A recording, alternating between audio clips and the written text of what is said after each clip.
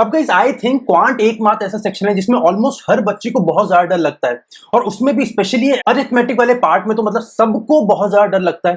भाई कुछ बच्चे के कॉन्सेप्ट्स कभी क्लियर ही नहीं हो पाते, कुछ बच्चे कॉन्सेप्ट क्लियर हो जाते हैं फिर टाइम बहुत ज्यादा लग जाता है, और कुछ बच्चों के नेगेटिव मार्किंग बहुत ज्यादा हो जाती है। मतलब डाउट्स बहुत ज्यादा है, बट रीजन बस एक है कि सर ये अरिथमेटिक वाले पोर्शन को हम कैसे क्लियर करें। इसमें ना अलग अलग डाउट्स भी बहुत सारे होते हैं। भाई कुछ बच्चे मुझसे बार बार ये पूछते हैं कि सर क्या ये अरिथमेटिक वाला पार्ट पढ़ना जरूरी है या नहीं, बिकॉज वो जब अलग अलग जगहों पे सर्च करते हैं, यूट्यूब पे वीडियोस देखते हैं, तो हर जगह उनको यही बोला जाता है कि भाई प्रीलिम्स में अरिथमेटिक बिना पढ़े आप एग्जाम इजीली क्वालिफाई कर सकते हो, और इस पूरे एग्जाम में ना अरिथमेटिक वाला पोर्शन ज्यादा पढ़ना जरूरी है ही नहीं। ठीक है। और दूसरा डाउट ये होता है कि सर क्या हमें पूरा अरिथमेटिक पढ़ना जरूरी है, मतलब जितने 12 13 14 जितने भी चैप्टर्स हैं, क्या हर चैप्टर मुझे बाय हार्ट याद होना जरूरी है, क्या सबके कॉन्सेप्ट मुझे आने जरूरी है, क्या सबके पूरे पूरे फॉर्मूलेज मुझे याद होने बिल्कुल जरूरी है क्या। भाई देखो पहले अगर डाउट की बात करें तो क्या अरिथमेटिक जरूरी है या नहीं। देखो मैं हमेशा सबको बोलता हूं भाई अरिथमेटिक इस पूरे पेपर में इंपॉर्टेंट नहीं है बट नेसेसरी है। भाई अरिथमेटिक के क्वेश्चंस चाहे आप छोड़ के प्रीलिम्स पार कर लो, बट ये एग्जाम आप कभी क्वालिफाई नहीं कर सकते जब तक आपका अरिथमेटिक के पोर्शन पे हाथ बहुत ज्यादा मजबूत नहीं होगा। अब भाई ऐसा इसलिए कि चलो हम मान ले कि आप भाई प्रीलिम्स के एग्जाम में अरिथमेटिक का एक भी क्वेश्चन सॉल्व नहीं करोगे, बट स्टिल जो हम बाकी टॉपिक्स की बात करें तो भाई देखो प्रीलिम्स में अरिथमेटिक के बाद जो सबसे इंपॉर्टेंट टॉपिक है वो है डेटा इंटरप्रिटेशन। अब भाई डेटा इंटरप्रिटेशन का आप एक भी क्वेश्चन अटेम्प्ट नहीं कर पाओगे जब आपका अरिथमेटिक का बेसिक स्ट्रांग नहीं होगा। भाई डेटा इंटरप्रिटेशन में क्या सबसे इंपॉर्टेंट है, percentages, ratio and proportion, averages. ये तीनों के तीनों चैप्टर जब तक अरिथमेटिक के आपके स्ट्रांग नहीं होंगे आप डीआई के पोर्शन को भी अच्छे से नहीं कर पाओगे। इसका मतलब भाई डीआई करने के लिए भी अरिथमेटिक जरूरी है, और उसके साथ अगर हम मेंस एग्जाम की बात करें तो भाई वहां तो सारे के सारे डीआई आप मान के चलो कि आपके अरिथमेटिक वाले टॉपिक्स के ऊपर ही आएंगे। भाई प्रॉफिट एंड लॉस के ऊपर डीआई मिलेगा, टाइम स्पीड डिस्टेंस के ऊपर डीआई मिलेगा, मिक्सचर एलिगेशन के ऊपर डीआई मिलेगा, टाइम एंड वर्क के ऊपर डीआई मिलेगा, प्रोबेबिलिटी के ऊपर डीआई मिलेगा। मतलब अगर कैसे ना कैसे करके प्री पार हो भी गया तो फिर तो मतलब आप ही मान के चलो आपकी नैया डूबनी ही है मेंस के एग्जामिनेशन में। मतलब पहला डाउट क्लियर हो गया कि भाई अरिथमेटिक पढ़ना बहुत ज्यादा जरूरी है अगर आपको एसबीआई पीओ या आईबीपीएस पीओ बनना है इस साल। फाइन। अब दूसरे टॉपिक की बात करते हैं कि क्या सर पूरा का पूरा सिलेबस कंप्लीट करना जरूरी है, तो ऐसा बिल्कुल नहीं है। भाई सबसे पहले आपको कुछ बेसिक चैप्टर्स हैं जो हमेशा सारे बच्चों को आने चाहिए। फॉर एग्जांपल अगर चलो इंडेक्स की बात करते हैं तो भाई इंडेक्स हमें ऐसा कुछ ये 13 चैप्टर्स मिलेंगे। ऊपर से चालू करो तो सबसे इंपॉर्टेंट चैप्टर सबसे ऊपर आते हैं, परसेंटेजेस हर बच्चे को आना चाहिए, रेशियो एंड प्रपोर्शन हर बच्चे को आना चाहिए, एवरेजेस हर बच्चे को आना चाहिए, उसके बाद profit and loss and discount हर बच्चे को आना चाहिए, पार्टनरशिप हर बच्चे को आना चाहिए।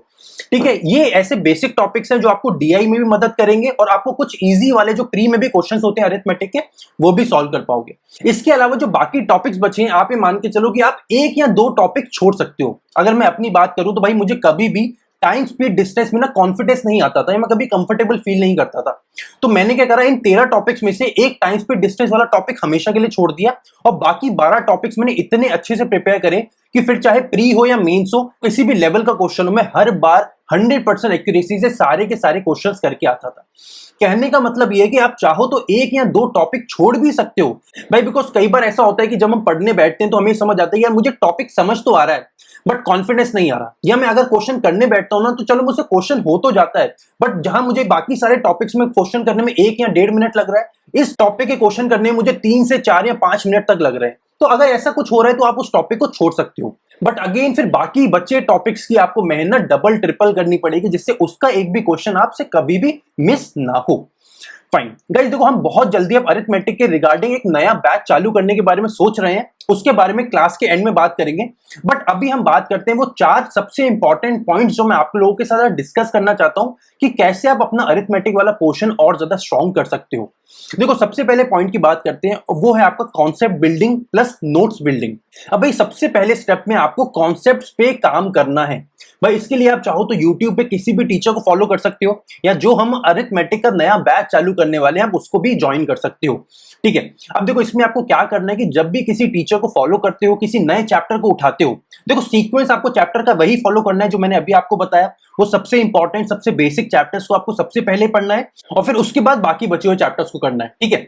अब भाई इसमें आप जिस भी टीचर को फॉलो कर रहे हो ना, सबसे पहले तो मान के चलो कि वो टीचर पे आपको पूरी तरीके से भरोसा करना है। बिकॉज कई बार ऐसा होता है कि हम किसी टीचर को या किसी मेंटर को फॉलो कर रहे होते हैं बट हम आधे दिल से फॉलो कर रहे होते हैं, तो फिर वहां ना हम लोग ज्यादा कुछ सीख नहीं पाते।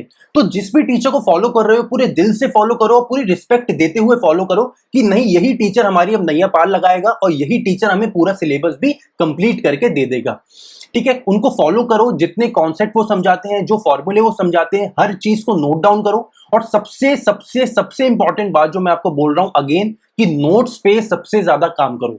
बिकॉज देखो हमेशा आपके साथ यही होगा नहीं तो, कि आप आज कुछ पढ़ोगे, किसी टीचर से पढ़ोगे, आप कहोगे नहीं भाई मुझे पूरा चैप्टर समझ आ गया, मुझे पूरा कॉन्सेप्ट समझ आ गया।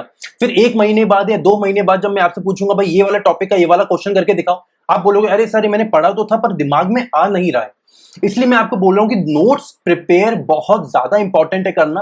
और नोट्स प्रिपरेशन का ना एक और बहुत इंपॉर्टेंट रोल है आपकी प्रिपरेशन में, उसको अपने नेक्स्ट स्टेप में कवर करेंगे। बट सबसे इंपॉर्टेंट चीज है कॉन्सेप्ट बिल्डिंग, टीचर पे भरोसा करना और उसके साथ नोट्स बनाना। ये तीनों चीजों आपको करनी है आपके पहले स्टेप में। फाइन, दूसरे स्टेप की बात करते हैं और वो है आपकी प्रैक्टिस। देखो जब भी आपका कोई चैप्टर कंप्लीट होता है, मैं आपको बोलूंगा कि आप कोशिश करो कि हर चैप्टर में आप मैक्सिमम 3 से 4 दिन दो और कोशिश करो कि 3 से 4 दिन में आपके किसी भी चैप्टर के कॉन्सेप्ट्स पूरे बिल्ड हो जाएं, ठीक है। अब फॉर एग्जांपल मैं मान के चलता हूं, चलो आपने मंडे से किसी चैप्टर को स्टार्ट करा तो 4 दिन आप मान के चलो भाई मंडे ट्यूसडे वेडनेसडे थर्सडे आपने उस चैप्टर को दे दिए। अब आपको क्या करना है कि अगले 2 दिन आपको उस चैप्टर की प्रिपरेशन करनी है और कोशिश करनी है कि एटलीस्ट 100 150 200 क्वेश्चंस तक आप उस एक चैप्टर के लगाओ और हर लेवल के क्वेश्चन लगा लो। बहुत इजी और मॉडरेट, बट कभी भी डिफिकल्ट लेवल के क्वेश्चंस मत लगाना। देखो अगर आपको आज मैथ से डर लगता है तो हमेशा आपको बोलूंगा कि डिफिकल्ट सेक्शन जो लेवल 3 होता है LOD 3 उसके क्वेश्चंस किसी भी बच्चे को नहीं करने हैं। बिकॉज जब भी अपने लेवल के ऊपर वो होता है ना, हमारी औकात से ज्यादा जब हम करना जाएंगे ना, मैक्सिमम टाइम आपका कॉन्फिडेंस टूट जाएगा। तो वो कॉन्फिडेंस टूटने से हमें बचाना है। कोशिश करनी है कि बहुत easy formula based questions, easy और मॉडरेट, एक 3 लेवल के क्वेश्चंस हमसे हो जाए, इतनी हमें प्रैक्टिस करनी है और इसके हमें 100 से 150 क्वेश्चंस लगाने हैं। अब प्रैक्टिस कहां से करोगे भाई? जिस भी टीचर को फॉलो कर रहे हो, अगर वो आपको नोट्स प्रोवाइड करते हैं तो बहुत अच्छी बात है, नहीं तो आप लोग गाइडली का PDF बंडल ले लो, उसका लिंक आपको वीडियो के डिस्क्रिप्शन में मिल जाएगा, तो उसको बाय कर लो। उससे ज्यादा अच्छा प्रैक्टिस का मटेरियल आपको कहीं और नहीं मिल सकता है। फाइन, अब बात करते हैं भाई अपने थर्ड स्टेप की, और वो थर्ड स्टेप है आपका रिवीजन। देखो यहां पे आपका जो हमने नोट्स की बात करी है ना, वो यहां काम आएंगे। देखो आपको रिवीजन कैसे करना है, आपको हर 2 टॉपिक कंप्लीट करने के बाद, 2 चैप्टर्स कंप्लीट करने के बाद उसको प्रॉपर रिवाइज करना है।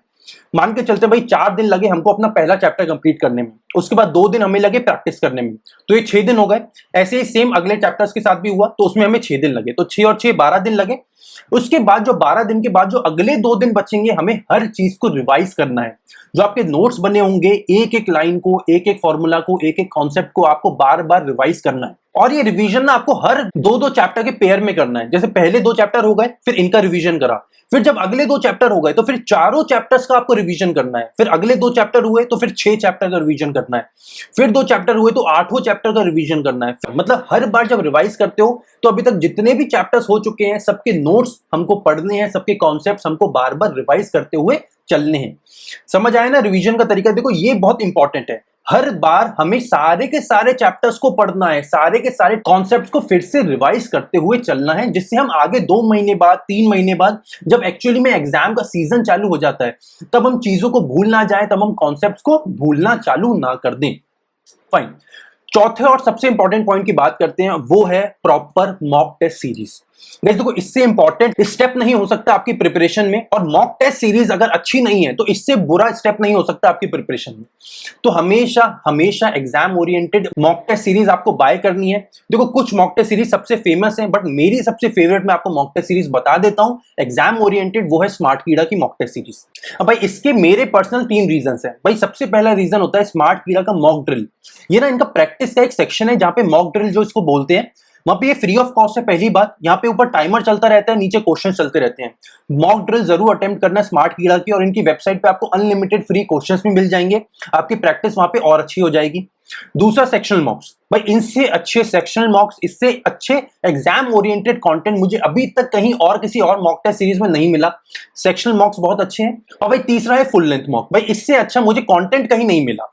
ठीक है, अब अगर आप लोग चाहते हैं स्मार्ट कीड़ा की मॉक टेस्ट सीरीज को बाय करना, मैं देखो जनरली स्मार्ट कीड़ा वाले कहीं पे भी कूपन कोड नहीं देते, बट स्टिल मेरी जब इनसे बात हुई, मैंने सामने से इनसे रिक्वेस्ट करा कि भाई मैं चाहता हूं कि जो बच्चे मुझे या द अल्फा बैंकर को फॉलो करते हैं, भाई उनको एटलीस्ट कुछ फायदा होना चाहिए, कुछ इकोनॉमिकल बेनिफिट होना चाहिए।